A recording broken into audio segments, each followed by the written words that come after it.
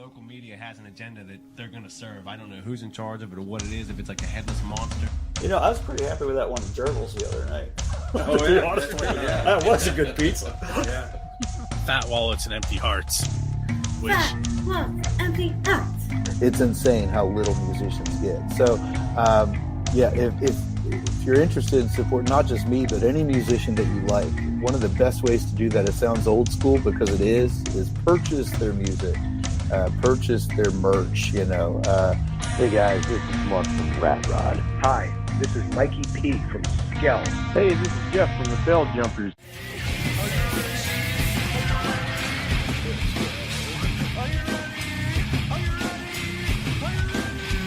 Let's go. Probably Dave Grohl, because he's awesome. This is Jessica for the band Dimitas. You're listening to Pennsylvania Rock Show. Hey everyone, what is up? My name is Bill. This is the Pennsylvania Rock Show, episode number 749. We're coming at you from buildascene.com, megarockradio.net, 107.1 KFGD, St. Louis, Missouri, music from 412.com out of Pittsburgh. I don't know why I have so much trouble remembering all these. Rootaroo Radio out of San Diego, California, and Texas, and xrpradio.co.uk coming at you from the Highlands of Scotland. As I mentioned, this is episode 749. You just heard Theriaca and their song Souvenirs, followed by Common Crown, and that track was Heartless. With me tonight on this episode of the Pennsylvania Rock Show is Kore Rozzik. What's up, Kore? I'm good. How are you?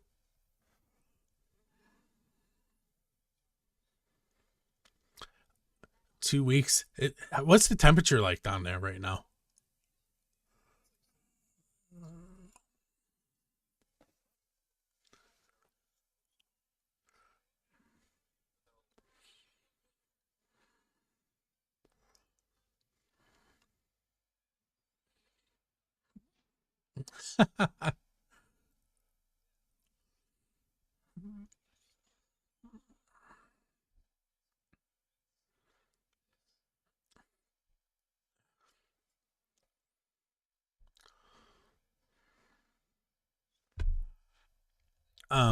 Are you staying in PA now?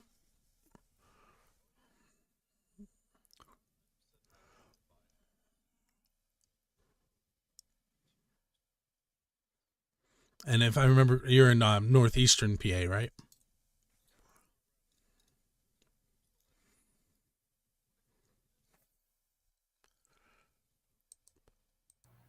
Huh. I accidentally had you muted. So, Core's in Florida. He'll be there for two weeks, and he just left a snowstorm in Pennsylvania where he lives. There, everybody's caught up. Okay, fair enough. I muted you when we were messing around earlier, and I forgot to unmute you. So when I switched scenes, you were muted. Well, they didn't really miss anything. They missed me making fun of Hyundais that got stuck in a ditch, and I'm in Florida for 2 weeks. So I think we're good now. So I think you were on, I wish I could remember. You were on the show. It was in the 600s. I can't remember the exact episode number. But I believe we featured your song Vengeance Is Not Enough that night. And we're going to feature that and the new single, which is The Dollar. And why don't we talk about that now? I don't know if you want to talk about the video first, or I definitely want to touch on the video because of what you told me about it. Sure. But let's do this. Let's have an MTV moment where you do a storytellers and tell me what the song is about, or a story about recording it, or something along those lines. Sure. Yeah. The Dollar has been a song / concept that's been in the works for a couple of years. I started writing it during the pandemic, where everybody was locked away, and we're watching a lot of news, a lot of political news. I was watching a lot of CNN. I was watching a lot of Fox News. And, me as an artist, when I when I was younger, I never thought I'd be pseudo political. That was never my goal. I think really my goal was just to be entertaining and get chicks. I kind of came from that 80s hair metal background, but I guess just like Blackie Lawless, as the years have gone on, I've tried to add a little bit more substance to my writing. And during the pandemic, I started thinking a lot about mainstream media and government manipulation and division and things of that nature. And certainly had a lot of time to think about it locked at home while we weren't able to do the things we love, like go out and play music and see people. So it was kind of this introspective outlook, if you will. And the song went through multiple different versions over the next couple of years, depending on which band lineup I had. It's been well documented. I've had multiple lineups in the last 2 years, some tumultuous goodbyes, unfortunately. But when I finally got together with my brand new production team, which consists of Dan Mulch, who was a Grammy-nominated engineer. He's worked with the legendary engineer Andy Wallace on all the recent Ghost records, the recent Avenged Sevenfold record. It was definitely a game changer for me. And through that, I met my now new second guitar player and musical director, Johnny Nova, who's part of Dan's team. He kind of helped me do some sprucing up and some rewrites on the song, and really took the song to a totally different level than what it had been previously. So it's kind of the new chapter for Kore Rozzik. I think it's a very different song for me. I know a lot of fans are enjoying it, but I do think for some fans it's going to be a grower just because it is so different from what I've done in the past. Cool. And I didn't have a chance to look at the video, but I did see it on YouTube. And I'm planning on posting it in the show notes so that anyone who goes to watch this later will be able to watch both the interview and the video. But you mentioned that it was recorded in Pittsburgh, which is what piqued my interest again. Yes. Being a show based in the Pittsburgh area. Who was on the production of the video? So it was my marketing team, Red 13. They're the ones that have been doing a lot of my marketing, but they're also a production team as well. So they do a lot of music videos. They've done music videos for Godsmack and Nonpoint and a lot of bands of that nature, Avatar, you name it. So they were kind of already like in-house on deck working with me. And I thought it only made sense to see if they could, do a music video for me. And then we had access, through Emmy, we had access to this old abandoned bank in Pittsburgh. And I guess the new owners, I guess they're aspiring to open it up as some new fancy like nightclub or something like that. But it's a major project, so I don't know when they're actually going to get that done. So this place is just sitting there. And being that I was going through this transition of starting a new lineup, it seemed like the perfect opportunity for me to go do this video there, because it wasn't a situation where I was going to have to worry about how am I going to get the band down there, and the new band is like really new and we're not really like totally official yet. So it was just it was a cool opportunity for me to just go there and get it done quickly. The video was done in one day. It was a 14-hour shoot. And it's just a very impressive structure. And there's a lot of shots of me in like one of those vintage vaults. We got spray paint on the wall and bloody dollar bills everywhere. It's heavy content. There's a lot to take in on that video if you watch it. And it's really funny because we now have two versions on YouTube. There's the director's cut and then there's the official cut. And the director's cut, ironically, is the original version, which features blood. There's the blood money. Ironically and unfortunately, and I challenge people to discuss this with me because I don't know everything about this world. But the reason why we had to do two videos was that the original video was flagged for ads through YouTube. And I'm always very honest with my fans. It's smoke and mirrors on stage, but it's not smoke and mirrors with me when it comes to interviews. I'm very honest about my trials and tribulations. And most people nowadays know that big or small bands do a lot of paid marketing because you got to promote, number one, and two, you got to fight through the algorithms and the saturations that is the internet now with the feeds. So unfortunately, we do have to spend money on our products so that people see it, and not just that new people see it, but even your own existing fans. Like my already current fan base, it's not that they didn't know that the dollar was coming. Of course they knew that. I was posting like crazy. That's what you're supposed to do. But even so, like there's so much going on that sometimes people aren't going to see it on the first post. They might not actually catch it until the third post. So you have to do ads. And unfortunately, I don't know if it's just because I'd hate to think it's just because it's me, but just because there's so many other big mainstream bands that have blood and even worse stuff going on in their videos. And I'm like, you're telling me they're not doing paid marketing, but for whatever reason, YouTube flagged us. So we literally had to make a secondary version with no blood just so we can get approved, just so we can advertising. Yeah. So they kind of shot me in the foot there, which was really messed up. So that's why there's two versions of the video, but you know what, whatever. If you want to see some blood, go look at the other one, Hey, so we're going to take our first break. We are going to listen to Vengeance Is Not Enough and The Dollar, and we will be right back.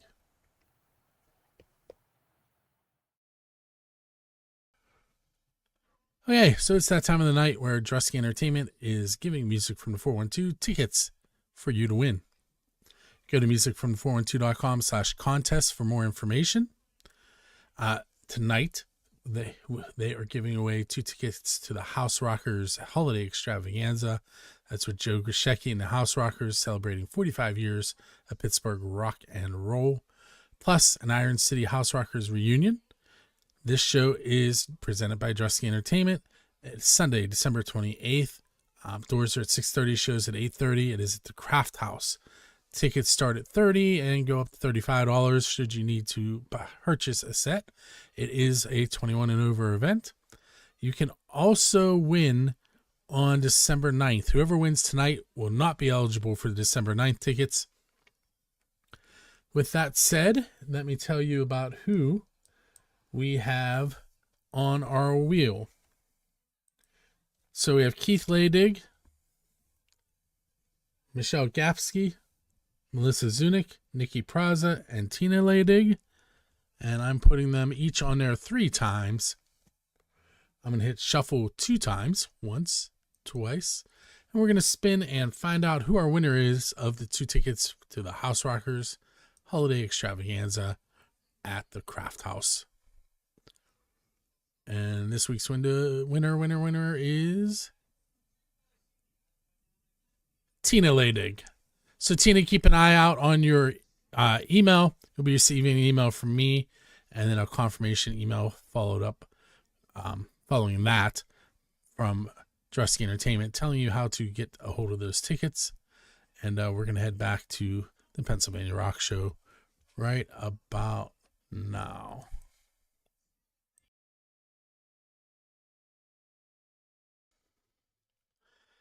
Hey, we're back on episode number 749. You just heard The Dollar and Vengeance Is Not Enough by Kore Rozzik, which happens to be my guest this evening. So in my show notes, I currently have the old band listed, I believe. Do you want to shout out the new band? Who you can? I can Those that you can. Shout out some of the band. So my new drummer is Randy Elmy, and he is a longtime Pennsylvanian drummer. He's done a lot of cover band gigs for a while. He's kind of getting out of that scene and happy to be doing original music again. And he's a longtime friend of my new guitar player, Johnny Nova, who was initially part of my production team, still is. That's how we met, through my producer. And Johnny's worked with multiple artists of multiple genres. He was doing his own project called Death Valley Dreams. And he also played in the band Cold for a while. Just very seasoned, just very, very talented, very cool dude. And he's really been helping me, finalize this new vision. And returning is my longtime lead guitar player Andre Patorsky, who I wrote the first record with and has been with me for 10 years now.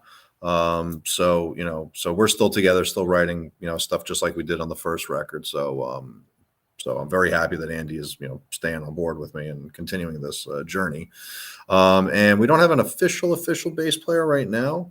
But my buddy Percy will be playing bass for these next couple of shows. Percy's done some stuff with me in the past, and his main gig is with Madam Mayhem, and he's also played with bands like Kingdom Come and Firewind. So real good season, good resume, bunch of guys here. So no, it's very exciting. Kingdom Come is kind of Pittsburgh based currently. Are they? Yeah, their new drummer is Matt Muckle, who's from Pittsburgh. Nice. Yeah, I mean, they've had a very storied career, a lot of tragedy, obviously. And I think Percy's like the classic fill-in guy. So I think there was something going on where they needed him to do a couple of shows. So he did that pretty recently. But he's worked with Heaven's Edge, which is kind of like a somewhat obscure 80s band. He's done a lot of cool stuff. So looking at your bio, there are quite a few well-known bands that you shared the stage with. And one that seems to be, I don't want to say repetitive, but comes up a lot, happens to be Ace Frehley. Yeah. And I have seen Ace a few times in makeup, but never as his solo band though. Interesting. What's it like playing with Ace? Well, it's definitely been the most interesting gig that I've ever had. We were consistently opening up for Ace for about a year and a half. I mean, we were pretty much almost every month we were out at Ace. It was just a great time. I mean, it was real rock star stuff, man. Playing classic historical theaters and casinos, catering, full rider, showing up, having my own dressing room, and there's the Perrier and the gummy bears, making good, honest money every night, which is a musician's dream. A lot of times we don't make money, but that was, we were taking, until it wasn't, it was great. And we were taken care of. And, it was a real insertion into the whole KISS army, the whole KISS community. Fans of all ages, from kids to, dads in their late 50s or whatever, and a very old school audience that was very happy to buy Kore Rozzik t-shirts, Kore Rozzik vinyls. Those people appreciated physical media, physical interaction. They loved everything signed, which I'm always happy to do autographs and customize things. And they were all about that kind of rock and roll fandom culture, which I think we very much were about, so it was a great experience. But unfortunately, in this business, things happen, things change. He had a management change and a booking agent change. And through that, we kind of were unsettlingly kind of taken out of our little home, so to speak. And it was a heavy blow because we were living like kings there for a little while. But we also got very comfortable in that bubble. And I thought the band got a little complacent. And we were still, I don't even want to say riding high, but we were still basically dragging the dead horse that was my first record, Vengeance Overdrive, which many people love and are very fond of. And I think that's fantastic. I mean, it's great that so many people do like what I've done. But I've been very apologetic that, I never wanted to go that long without putting out more music. So I just kind of took a step back. I was like, yeah, we've done some cool stuff and everything, but I'm not really happy. And while I felt like the band was getting complacent and I was getting more distant from the lineup, for a variety of reasons. Some people just weren't able to commit. Being in a band is hard. Sometimes there's not a lot of money, and it was getting to the point where everybody lived in a different state. And a lot of professional bands are like that, but sometimes it's hard to get people to commit or show up for rehearsals. And eventually, it's you're kind of doing the best at sound check on the spot and hoping for the best and kind of winging it. And some shows were good and some shows weren't good. And then not having that Ace gig, it just it just changed the dynamic. And I felt like the band wasn't really coming together to try to fight through this rough period. And I was just getting closer and closer to my production team and realizing that an actual band could be revised through that relationship. And I just felt, this is what I have to do. And it's been tough because it's not an instant gratification. This band's going to have to become the new band and make sure that it's truly better than anything I've ever done before. So I don't think I will get that validation or justification just yet. And I think it's going to take some time for the fans to then see it as it needs to be and go, okay, we can welcome this new change with new faces. Because even if I can sit here and say I'm Kore Rozzik and I'm the brainchild and all that stuff, fans still get emotionally attached to certain band members, when they see them on a regular basis. And we were always a very personal band. So it is a unique situation right now where I haven't displayed the new band yet for all to see and to get to know. And meanwhile, we are doing this brand new single that is very different, and the video is just myself. So it is kind of it is a bit of an adjustment. It is a bit of a transitional period. So, but I've tried to be very honest and vocal with the fans about what's going on and what my intentions are, there's no reason for me to talk ill or throw anybody under the bus. There's no point for that. But just like, hey, look, this is what's going on. And I appreciate you and encourage you to stay on this journey with me and see how things develop in time. It's been a very tough time for me. I've been very honest about that. But I do see a light at the end of the tunnel with what we're doing here, because we've already recorded some more music and the new stuff is fantastic. I'll tell you what, Kore, let's take our next break. And then in the last segment, I'm going to shorten it up a little bit to about 7 minutes. Mm-hmm. But we're going to talk about EMSU a little bit and what the band has coming up. So cool. Don't go away.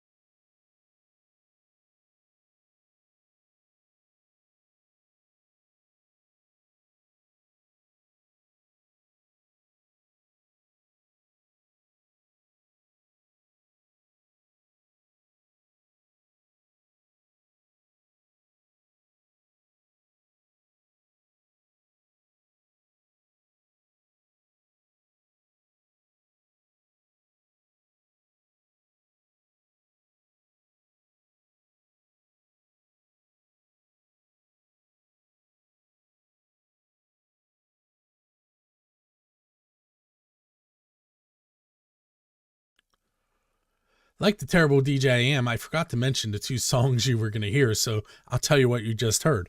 It was Storms Within, Hit the Floor, and Tyrant and their track, Devoid of All Life Incarnate, which makes it sound like they are a folk band, right? It sure does. Yeah.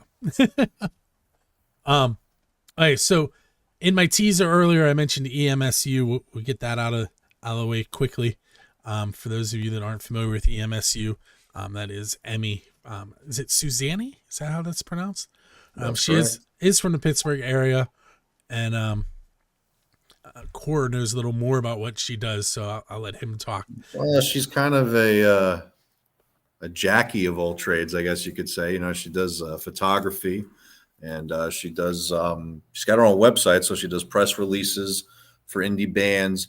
She does work for DI Records, which is also a Pittsburgh-based label. She does A&R for them. I did their website. Oh, did you? Okay. Very cool. And she does merchandise for Ace Frehley and a lot of other people, possibly Steel Panther soon, but you didn't hear that from me. And did I mention photography? You know, Yes. that's really what she started off with, but she's you know, she does a lot of photography, lots of models, lots of live photography. She's been published. She does and have a podcast that pops up here and there too. yes, I forgot what the name of it is because it's been changed, I think, twice. I think at one point it was called Chats with the Freak. Yeah. Yeah, but I think it's something different now. I don't remember what that is, but and then she's been doing a lot of merchandise stuff, and she's also been doing a lot of VIP. She just did VIP for Iron Maiden and VIP for Manson and Nicki Minaj. So yeah, she's getting around a lot. So she and I kind of cross paths a lot with the photography, and we have been on each other's podcasts too. So, and then there's the DI Records thing too, where I'm kind of behind the scenes person there, whereas she's more forefront. But right. All right. So I did mention that we were going to talk about things you have coming up. I'm assuming maybe an announcement on what the band lineup will be is down the road, but I know the website had some shows listed. I don't know if that's still. Yeah, no, there's a couple of things going on next week. So I'm in Florida now to visit family for Thanksgiving, but next week in Florida, I'm part of the Kiss Cancer Goodbye benefit show. It's actually a 3-day event to raise money for cancer research. Last year, we raised over $50,000, and it is actually what it sounds like, Kiss Cancer Goodbye. It's a total Kiss-themed event where artists of all different backgrounds are coming together to sing Kiss songs, and it's chock full of talent. It's myself. What Kiss songs are you doing? Oh, so the thing about these shows that are really interesting is that it's a lot of deep cuts. Like it's really for the super Kiss fan. I'm doing 3 songs off the Peter Criss solo record, which is kind of obscure, and that stuff's a little bit more like R&B, kind of bluesy, kind of ballady. It's a little different. Last year I did a bunch of songs. Yeah, you know, Rockin' Baby, I Can't Stop the Rain. Yeah, I'm doing that stuff. I did a bunch of Paul Stanley solo stuff last year that got over well, so we're doing that. I'm doing Pledge Allegiance to Rock and Roll. I'm doing King of the Mountain. I'm doing Freak off Monster. Love Her All I Can off Dress to Kill. What else? Yeah, I'm doing about 7 or 8 songs, but like I said, all deep cuts. Chris Jericho and his Kiss themed band Quarantine is going to be there. Eric Singer from Kiss is going to be there. Bruce Kulick is going to be there. I'm getting to do the Peter Criss songs with Chip Z'Nuff from Enough's Enough on bass, which is super cool. I love Chip. He's such a great guy. Zach Throne, who plays with Jerry Cantrell and Corey Taylor, is going to be there. Todd Kearns is doing a multitude of things. I think they're doing the whole Elder record from front to black. So Todd Kearns is going to be there, and Todd plays with Slash and Sebastian Bach and a bunch of other people. Pretty much Ace Frehley's band, Sans Ace, is going to be there jamming on different tracks. So it's just a who's who of people that have been influenced by Kiss or affiliated with Kiss. And I'm doing this whole deep cut set, and I'm also emceeing and hosting that set. So it's gonna be a great time. It's in Sarasota, and if you go to creaturesfest.com, you can still buy tickets or just donate money to the cause. So we're doing that next week. It's gonna be real cool. It's a real nice musicians powwow. I'm really looking forward to it. And my new guitar player Johnny Nova is also coming down and doing a couple of songs with me. So that's going to be actually our first time publicly on stage together, not even as the Kore Rozzik Band. So that should be kind of interesting just to kind of jam out. So we're doing that.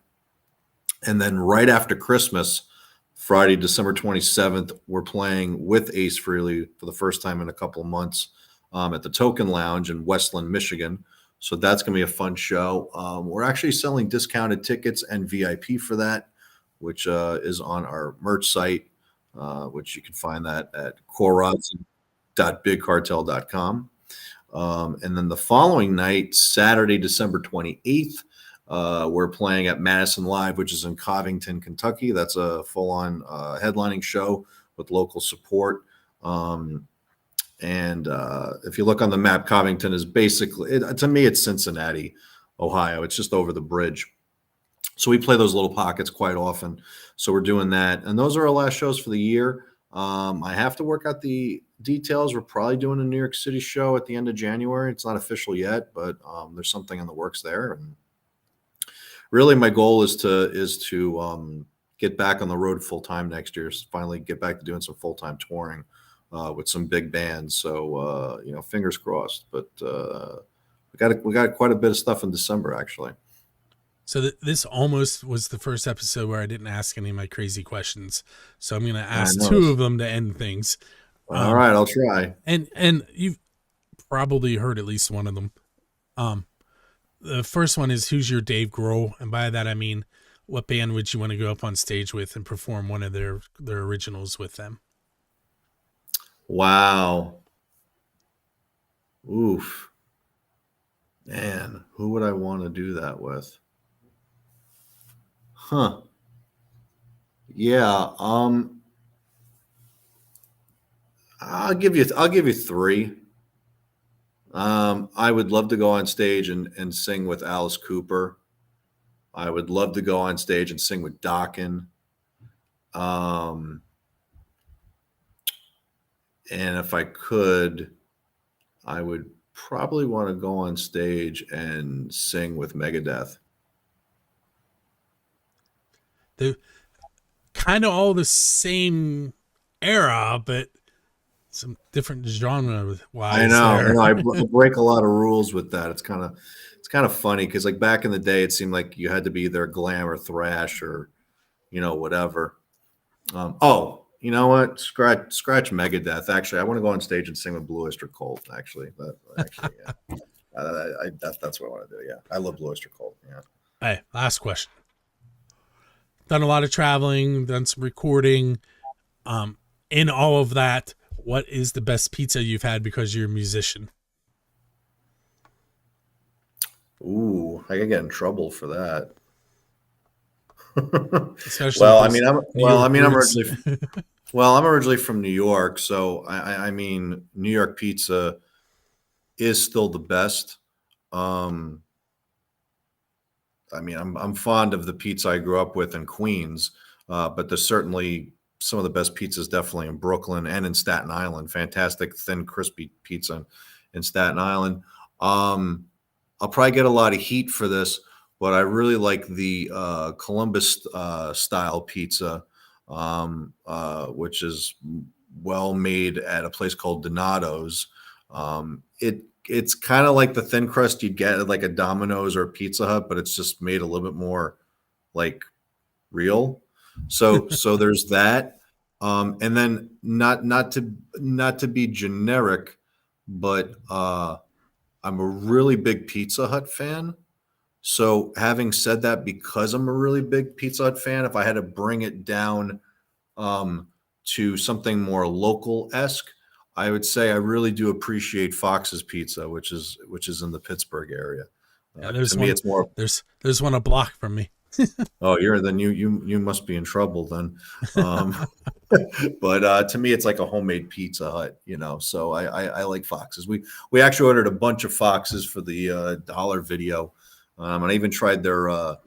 They were like pickle sticks or something. They had like pickles on them. That was like a new thing, I guess they were doing. So I was into it. I like pickles, so Hey, Kore, I want to thank you for hanging out with me for the evening. Sure. Those of you on YouTube, Twitch, Facebook, Kick, also thanks for hanging out with us. You can check us out each Monday at 9 p.m. If you're interested in entering for a chance for tickets, go to musicfrom412.com/contests. And we're going to listen to two more tracks. We have Sarah Halter, A Clockwork Destiny, and we're going to end things kind of appropriately with Neverwake and their song The End. And that is the end.